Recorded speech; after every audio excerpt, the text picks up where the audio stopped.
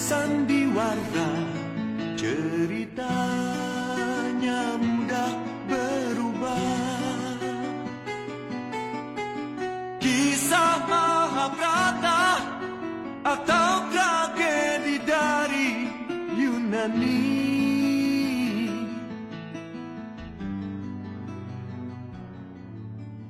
Assalamualaikum warahmatullahi wabarakatuh. Waalaikumsalam warahmatullahi wabarakatuh.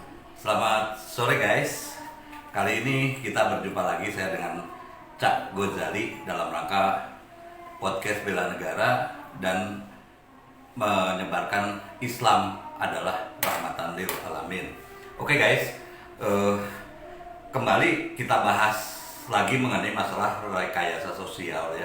Jadi rekayasa sosial di Indonesia ini sudah sedemikian parah dengan politik identitas ya, sehingga norma-norma yang kaitannya dengan agama pun diputar-balikan ya. Banyak arti yang diputar-balikan. Contohnya saja dulu mengenai masalah radikalisme. Yusuf Kala bilang bahwa radikalisme dulu pernah mengungkapkan radikalisme itu sebetulnya bukan satu ungkapan yang radikal, katanya dia gitu ya.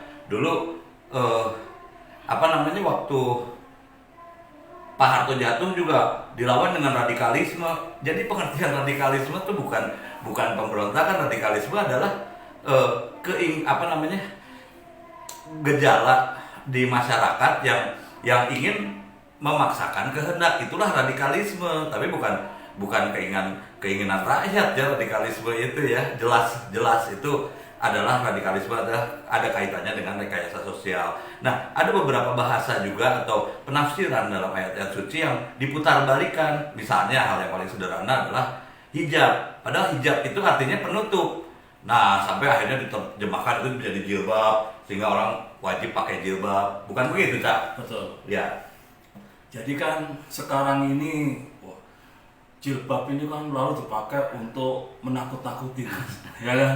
Iya, Kalau nggak iya. pakai jilbab nanti masuk neraka. Oh iya. Padahal ada nggak di Al-Quran yang bilang kalau tidak masuk jilbab masuk neraka? Iya. Ya, beda kalau misalnya ada ayat yang mengatakan kalau murtad maka diazab dan neraka. Iya. Selama itu ada jelas. Ada jelas ya. Padahal kan gini ya. Yang namanya dosa itu tetap esensinya namanya dosa itu tetap hal yang jelas ya, seperti mencuri, menyakiti perasaan orang lain, menghina orang lain, membunuh, itu dosa. Iya. Tidak ada membunuh itu yang darahnya halal terus boleh membunuh, nggak ada. Itu adalah perilaku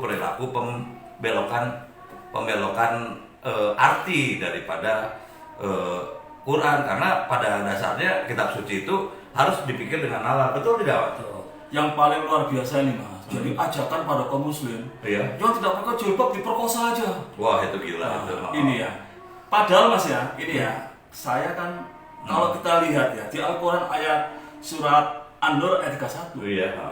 Ini umat Islam itu ya diwajibkan untuk menahan pandangannya Mas. Iya. Nah, artinya kan kalau kita melihat ada orang katakanlah lah ya, auratnya terbuka. Iya. Ya kita harus aktif menahan pandangannya, Iya. bukan malah disuruh memperkosa.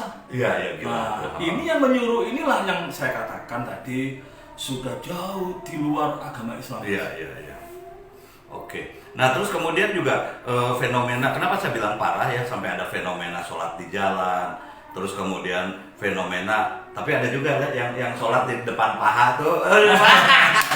Enggak lah. Jadi mungkin ada suatu gerakan. Saya mungkin Iya. Jadi dulu tuh kan awalnya ya, saya tahu awal 2010 itu kan. Iya. Ya, sholat itu di lumpur Mas, di pinggir sungai. Beneran itu. Iya. Jadi dia bilang ini orang di lumpur aja bisa masih menyempatkan waktu untuk sholat. Iya.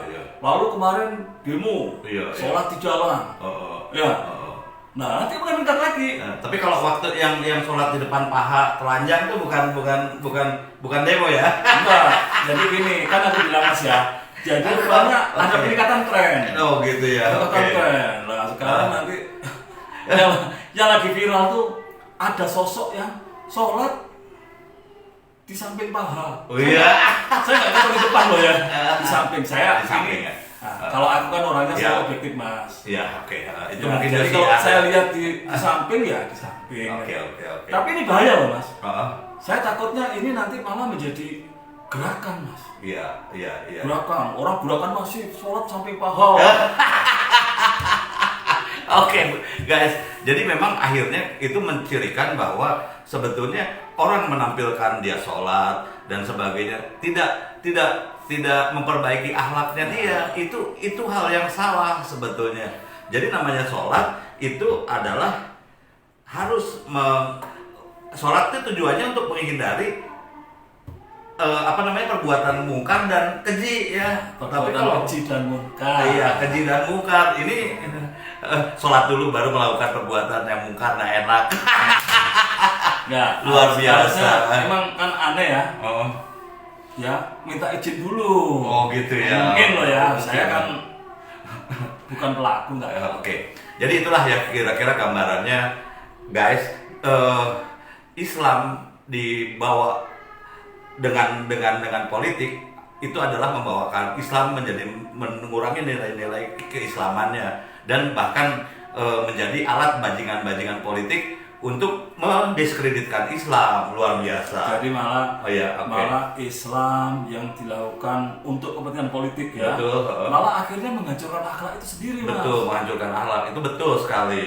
Ya seperti akhirnya jadi menghalalkan poligami, menghalalkan membunuh orang, menghalalkan memaki-maki orang. Jadi guys, ingatlah, jangan sampai salah memilih pengajian ya. Jangan sampai salah untuk belajar agama, karena basic dasar dari agama itu yang pertama adalah kita pertama takut untuk berbuat dosa, kita juga harus berlaku takwa, dan yang jelas hindarilah perbuatan-perbuatan yang mungkar dan keji, apalagi terhadap sesama. Betul nggak mas? Betul sekali. Oke, ada yang tambahin lagi? Jadi saya kepikir begini mas ya, jangan-jangan itu memang apa ya? Oh masih bikinin paha? Apa? Saya itu jujur kepikir mas ya. Ya, jadi barangkali begini mas ya, ini orang sholat lalu kemudian nanti balasannya di surga itu seperti itu. Oh gitu ya. Mungkin loh ya, mungkin kan seperti itu. Surganya sekarang juga gitu ya. Supaya gini, supaya orang itu rajin sholat gitu. Iya. Mungkin loh. Kalau aku kan orangnya ini mas, selalu berprasangka baik. Oke ya, oke. Gitu loh ya. Oke guys, jangan nyari surga yang seperti itu ya. Pesan saya ya. Oke, assalamualaikum warahmatullahi wabarakatuh. Waalaikumsalam warahmatullahi wabarakatuh. Salam bela negara. Penuh perangan dunia ini bagaikan jembatan kehidupan. Mengapa kita bersandiwara? Mengapa kita bersandiwara?